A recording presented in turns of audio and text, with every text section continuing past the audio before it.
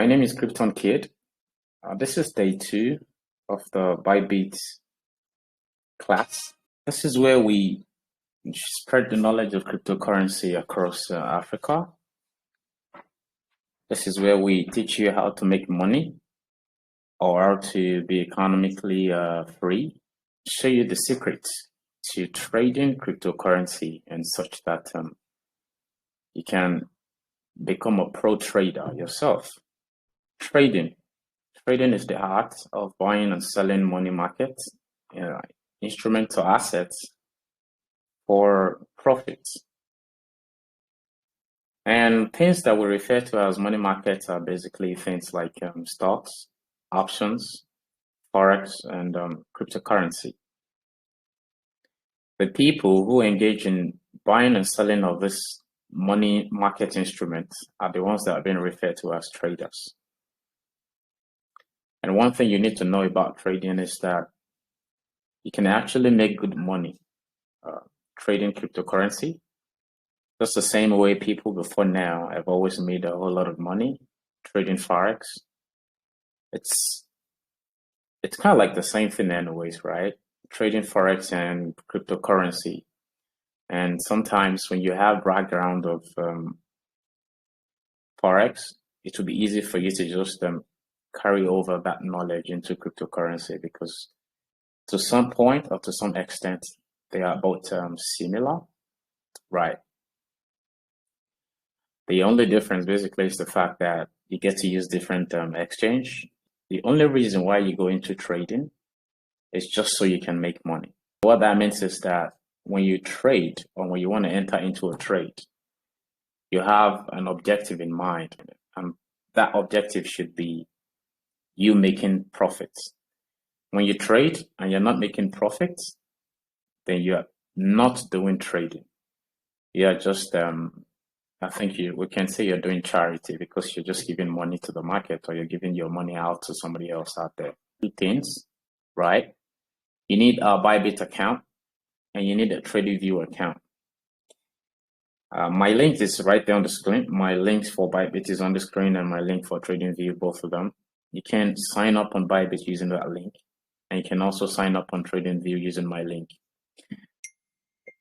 You can sign up at no cost to you or whatsoever. It doesn't charge you anything to use these links, but rather you get benefits for using these links, because Bybit will give you a special bonus, as well as TradingView. These are the 3 basic categories of traders. The day trader are those ones that enter and exit a trade within 24 hours. A swing trader is someone who makes and stay in a trade for a longer time, more than 24 hours basically. Sometimes they stay for 2, 3, 4 days before they exit the market. Sometimes they stay for a week or 2. And such people are the ones that are being referred to as swing traders. And the third category of people, of traders that you have, are the ones that I refer to as investors. Sometimes I tend not to call the investors traders, because they don't go into the market and exit the market at will. They are this kind of people, they stay in the market, they buy, keep it, and they are in it for a long time. They are only waiting for maybe 6 months, maybe 1 year or 2 years before they come back for their profit. An example of day trading that we have, it's what we call scalping. Eventually, when we move on in this class, I'm going to explain what scalping is, right?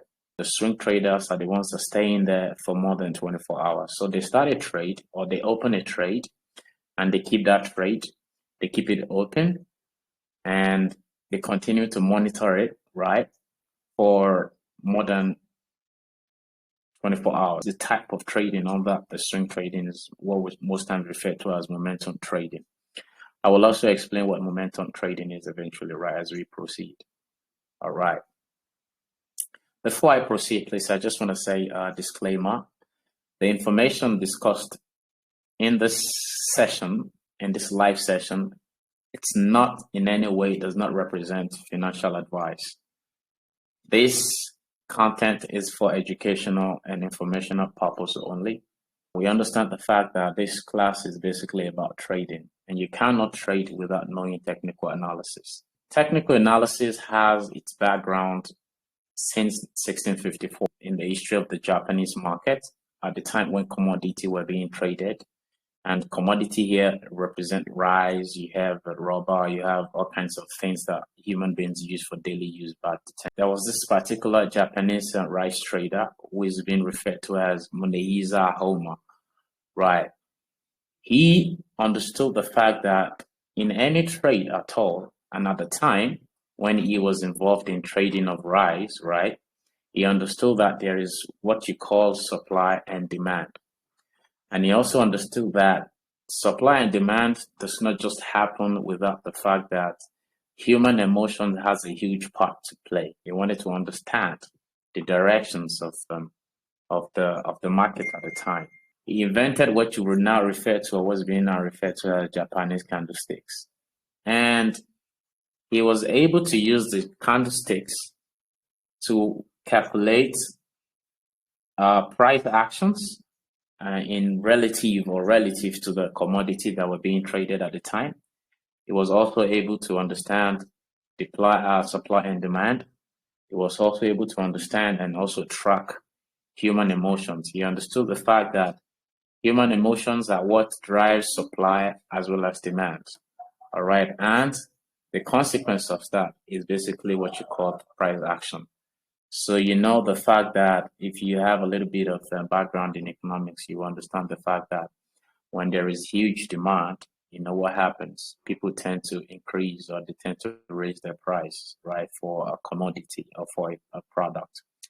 But when the demand is low, people tend to lower the price for that commodity, right, or for that product. So he knew all those things, he understood all those things, and then he wanted to be able to stay on top of the market. He wanted to be able to stay on top of his game. And so he was able to invent the Japanese candlesticks. What we have today is a whole lot advanced than what we used to have back then. So what is technical analysis? Technical analysis is using candlesticks pattern to draw and predict market directions based on buyers and sellers' activities. Candlesticks helps you to understand traders' emotion, and it will also show you 3 possibilities. When you need to enter the market or when you need to enter a trade. It will also show you or tell you when you need to exit, when you need to take your profit and get out of the market, or if you're yet to make profit, when you need to leave such that you don't start you don't start having losses, right? And also the candlesticks pattern can also help you, or technical analysis right now can also help you to know when you need to stay away from the market. All right. And then I'm also going to talk about what we call market psychology, because basically there is a psychology behind technical analysis, or there's a psychology behind every money market. Human beings are the ones who engage in the buying and selling of this money markets. Human beings, we have fear, we have greed, and we have hope. All right, so these 3 things combined, basically in any money market, to form the market, what you refer to as market psychology. So these 3 things have a huge role to play in how people behave when it comes to trading. It also has a huge role to play in determining the actions that people take, the actions that they don't take. Before you start trading cryptocurrency, you need to understand that trading is risky. And so I usually advise people to do it with caution. Cryptocurrency is extremely volatile, and as such, it is risky. You should not engage in trading unless you know what you're doing. In technical analysis, we usually talk about risk management and strategy. My first risk management things that I tell people is don't listen to chillers on YouTube. All right, number 2, research is your friend for anything cryptocurrency at all. It is important that you do as much research as possible. Don't invest or trade what you are not willing to lose. And lastly, I want to say you should make a plan, or you should have a strategy for trading And one important thing is for you to stick to that plan. It is important that before you go into trading, you need to have a strategy, right? Don't go into any trading blindly. People who have gone into trading, without any strategy, without any plan, they've ended up losing all their money. They've ended up losing their entire fortune in one day. I'm just gonna put a general sort of strategy out there, like you can see on my slide. But sometimes you need to put together what works for you, and also the more you become a pro trader, the more you'll be able to understand what exactly works for you anyways. Number one, don't commit 100% of your money in a trade, or it is recommended that you start with perhaps 50%, just a half of it. All right, and such that you can have some more money to do what we call DCA. Okay, so DCA is dollar cost averaging. So what that means is that if I have $100 and I start a trade with $50, all right, which is 50%, and perhaps while I'm in the trade, the price starts to fall, so for me to be able to still stay in the market and still be able to maintain my position, then it means that I'm gonna have extra money to be able to buy at lower prices. So that is what we call dollar cost averaging. So dollar cost averaging is like you being able to buy after you must have entered the trade, and you being able to buy at lower prices just because prices are falling, and such that you reduce your risk, or you reduce your overall risk. That is what dollar cost averaging is. So for example, if I buy a commodity for 2 naira, right, and in the next 1 hour the price had fallen to 1 naira, I need to be able to have an extra money to buy at 1 naira. Okay, so maybe I buy 10 at 2 naira earlier. I need to be able to have an extra money to be able to buy another 10 at 1 naira. And so when you have 10 that you bought at 2 naira and you have another 10 that you bought at 1 naira, by the time you do the math, you will understand that your loss at that point in time, it's a lot more reduced, all right? You would have reduced your loss, you would have reduced your position, or your vulnerability in the market, or your market exposure. You would have been able to reduce it just by doing dollar cost averaging. And the next thing is, don't buy or trade any coin that's already been pumped. FOMO is basically fear of missing out. So I've seen people FOMO into a trade or into a token because the price is pumping and they are feeling like, oh my God, I need to get into that trade. I don't want to be left out and stuff like that.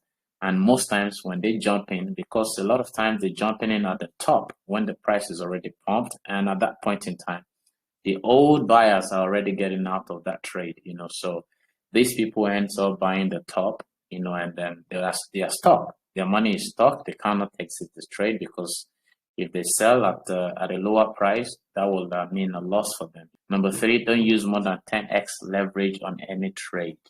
All right. Eventually, by the time we get to the practical part, where I'm going to show you what 10x mean. If I have $10 to trade, all right, and I take my $10 to Bybit, right? Bybit can raise the power of my $10 to 100. It can raise it to 200, so it can raise it to the power of 10, to the power of 2, or to the power of 5. And these are things that we refer to as 10x. So you can have 2x, 5x, 4x, 10x. You can have 20x or 50x. Then next, the last one is, don't forget to use stop loss. Stop loss is one of the risk management strategy, such that you are able to reduce how much you're going to lose, how much you can lose on a trade. A very key part of technical analysis is candlesticks. Basically, what you do when you chart is you just read candlesticks. You sort of tend to read them. You sort of tend to see the pattern they are forming and tend to make sense of it. You try to interpret these candlesticks, right? Candlesticks it's a huge part of trading, or is a huge part of technical analysis for any trader, basically. All right. So when you look at on my screen, you can see two types of candlesticks, right? There is one with the white, with a complete white body, and there is one with the black completely black. You can have these candlesticks in different colors, okay? You can have them in red and green, you can have them in white and black. It doesn't really matter, right? But the common colors that you have around is basically the green and red, of course, all right? On the exchange, what you're going to be seeing, or on trading view, by the time we get there, what you're going to be seeing is the red and green, all right? The green candle, or the white in this case right now, is what we refer to as a bullish candle. And the other type of candle, which is sometimes black or red, is what we refer to as a bearish candle. All right. So these candlesticks are formed using open, high, low, and close prices within any given time frame. In trading, there are what you call time frame.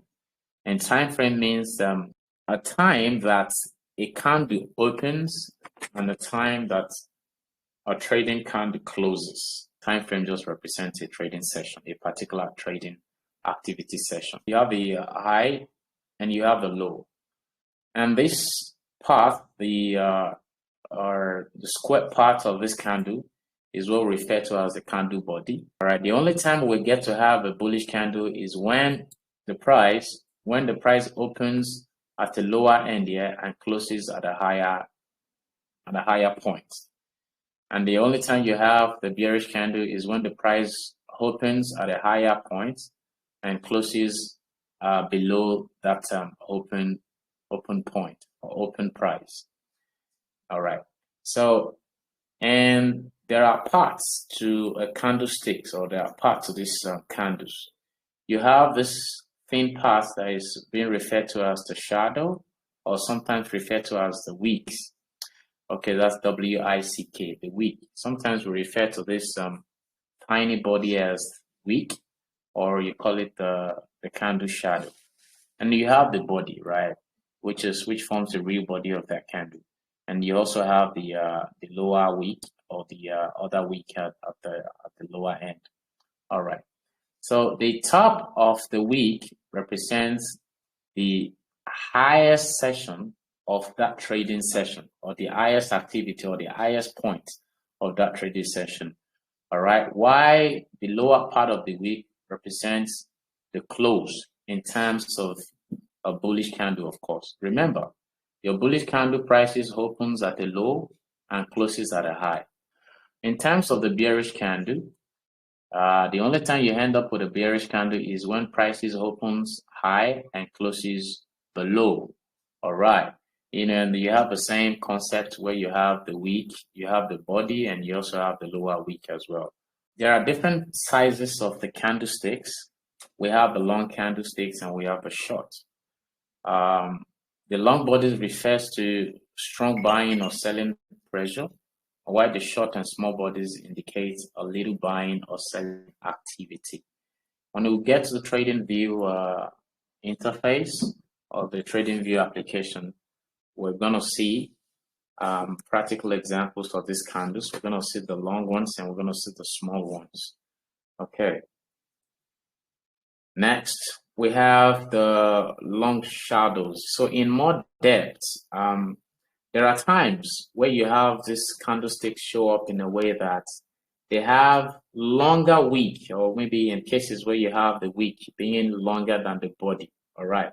So in such cases, we refer to them as the long shadows or the long wick, and they practically mean certain things. All right. Everything that you see in the candle reflects what exactly happens in the market, or what happens between the market forces of supply and demand. All right. So in this case, where you have a longer upper shadow, and here we have a lower, longer shadow. All right. You can see that this candle is a bearish candle. The one with the longer upper shadow is a bearish candle, which is black. In other case, it can be red. It's going to be red. Then for the bullish candle, you have the long lower shadow, and you have the upper small body. All right. So in this case, the upper shadow means the trade period was actually high. All right. It indicates that this trade period was quite a very strong one, and it was quite high.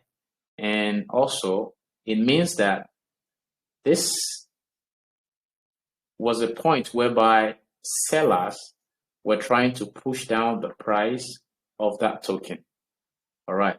So what it meant is that buyers were not able to take control in this case, but sellers succeeded in winning that battle. All right. So in the case of this one with the upper small body and the long lower shadow or lower wick, which is a bullish candle, it means that that is the low of that trade, or the lower part or the lower end of that trade session. So in the case of the green candle, it means that buyers flexed their muscles and they were able to successfully push the price up higher. At every point in time, people would take sides. People would take the sides of being a seller or of being a buyer. Okay? And so at the point where anyone becomes this buyer, what you are basically doing is you are fighting a battle. And the battle you're trying to fight is for you to push the price of that commodity higher. When you take the side of a seller, you've practically joined the selling armies. All right. And basically what you're trying to do is trying to push your opponents. Now, your opponents are the buyers, okay? So you're trying to push them back. You're trying to force them back in order for you to win that war. And so you as a seller, what you're trying to do is you're trying to push down the price. It is always constant fight between the selling armies and the buying armies to either push the price upwards or push the price downwards. The point whereby you have this upper shadow in terms of that black candle there means that at that session, or in this particular trading session, there was a fierce battle between the sellers and the buyers. And the buyers at some point in time were gaining ground. Okay, so they've been able to push the price up to this part. They were able to push the price up until this part. But somehow along the line, the buyers sort of they became weak, okay, and they lost the battle. The buyers lost the battle, and then the dominating force of the sellers took over, and that sort of pushed the price down to this point. Another thing that we need to take away from this long candle is the fact that usually, sometimes you will hear people tell you that a long week meant that there were increased in order, or there were more buying forces. So in the case of this one, for example, we will say that there were more sellers who were willing to sell that commodity, and then thereby they were willing to lower the price. And so that sort of ended up giving us a longer week. And then in this case, in the case of the white candle, while the sellers were initially pushing the price down, at some point in time, the buyers, they gained ground, they sort of doubled their power, and they succeeded in pushing the price upwards. And also, the longer wick of this white candle also signified the fact that there were huge buy up, or there were more buying forces of that cryptocurrency at that point in time. This is TradingView. You can see it right there, tradingview.com.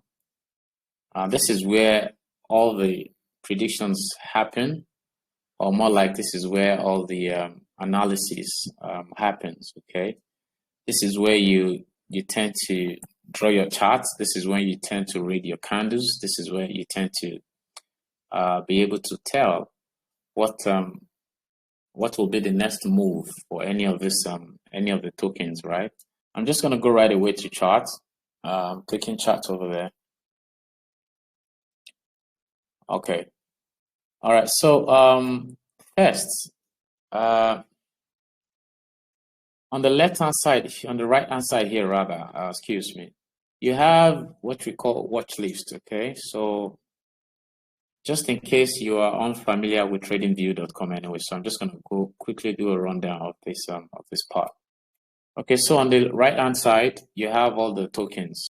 It's sort of added all the coins that I want to be trading randomly, so I add them here and such that I can usually just click any one of them and go in to see exactly what's happening, and do my charting and my analysis and stuff before I go to the exchange and then and execute that trade. Okay, so so on the right hand side here you have all the tokens. Okay, you have their symbols here. For example, this is BTC right here. This is BTC right here.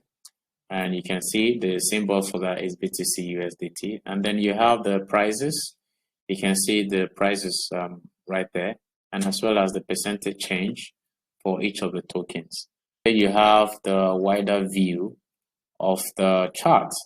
This is where you see all the candlesticks. All right, so you can see the candlesticks that we're talking about. And then on this side, on the left-hand side right here, you have all the kinds of tools that we use in making charts or making drawings. And this is what we call the Japanese candlesticks. All right, and you can see in my case it is green and red. Each one of the candles, if you look closely, you can see that each one of the candles, they have the body and they also have the wick. So you can see the wick, some of them with a long wick, some of them with a small body. This is a small body and a long wick right here. This is a long body and small wick. This is upper wick. This is upper wick right here. Hold on. Okay, this is upper wick right here. All right, this is a lower wick. This is the upper wick, this is a lower wick. And this is a body, this is a candle, this is the candle body. For the reds, these are the candles that we refer to as the bearish candle. The red candles are the ones we call bearish candle. The green candles are the ones we call the bullish candles. This is a candle that has a long wick and small body. This is another candle that has a long wick and small body. There's always meanings behind each of these candles, or some of them, either a combination of them or a single one of them. So for example, when you see candles like this, so when you see candles that are like this, almost like a cross, we refer to candles like this as doji candles. And there is a meaning behind doji, for example, right? So which we're also eventually going to talk about. All right, so and you can see this is an example of such a candle. When you look closely again, this is another one right here. Let me expand that. This is another one right here.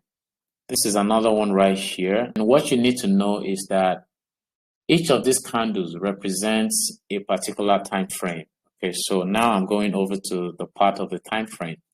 So earlier I was talking about time frame, and I mentioned the fact that time frame represents a particular trading session within a specific time. Okay, and each of these candles that you see here represents a trading time window. So here are the time frames that you need to select before you make your analysis. It determines also what kind of trader are you. You as a day trader, you are expected to make your trade decisions based on analysis that are done with the chart's time frame of 1 hour and lower. So you as a swing trader, you are expected to work with any time frame beyond 1 hour. So from 2 hours up until maybe a day or a week, or the weekly time frame. So this opened at $41,115 and closed at $41,607.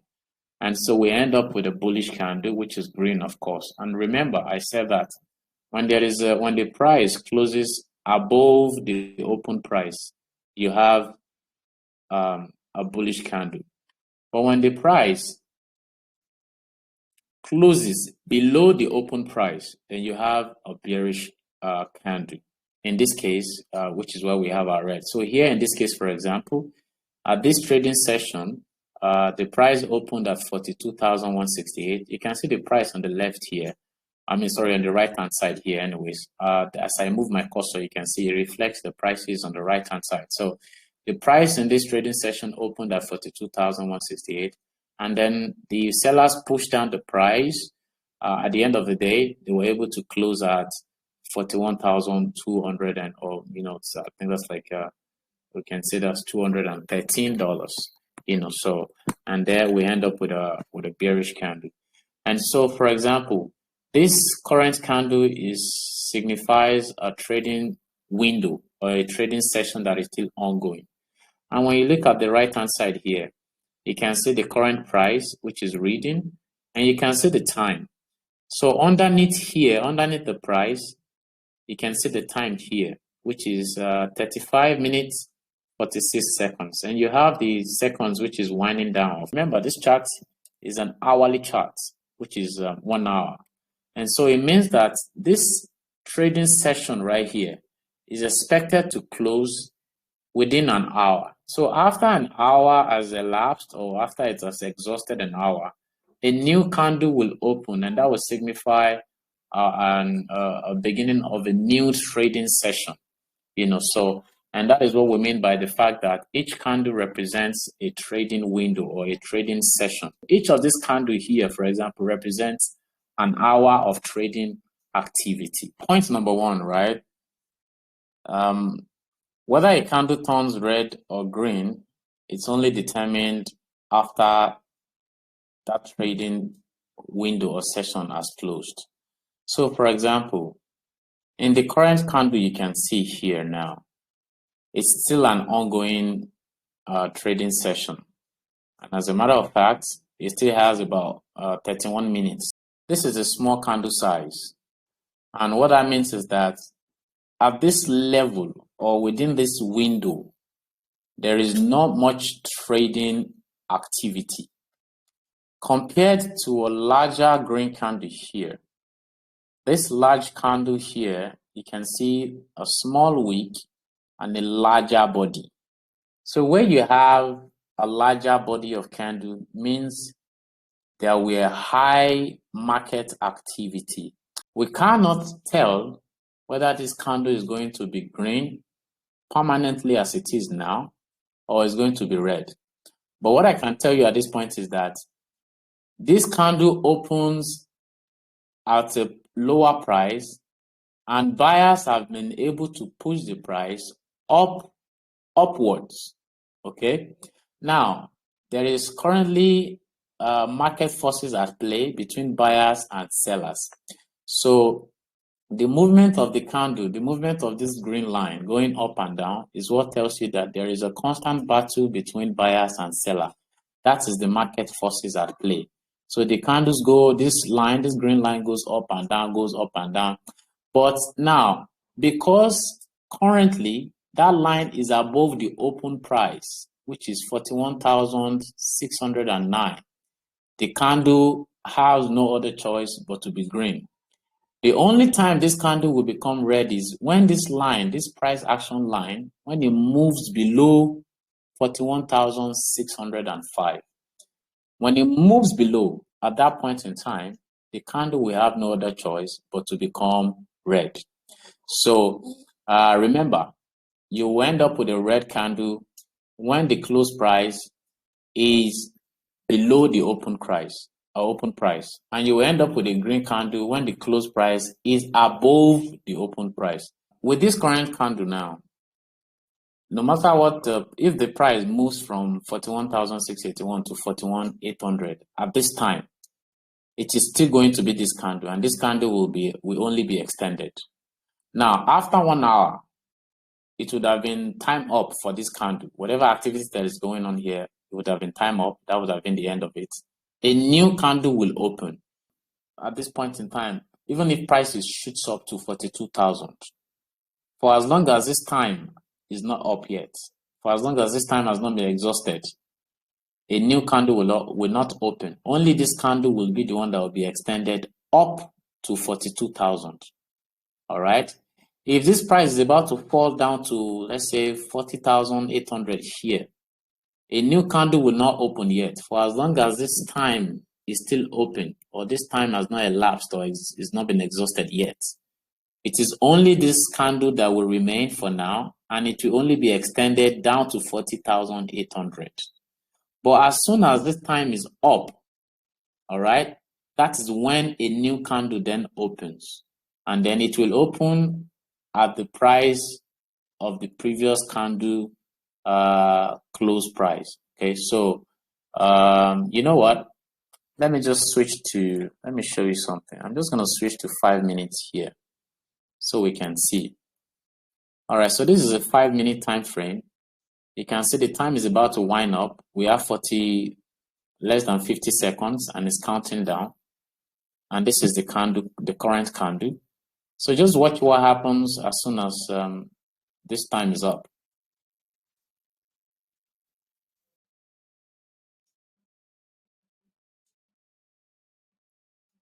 So you can see a new candle is about to open, and it opened at exactly what was the close price of the previous candle. That is where a new candle opens, and that price was at 41,698.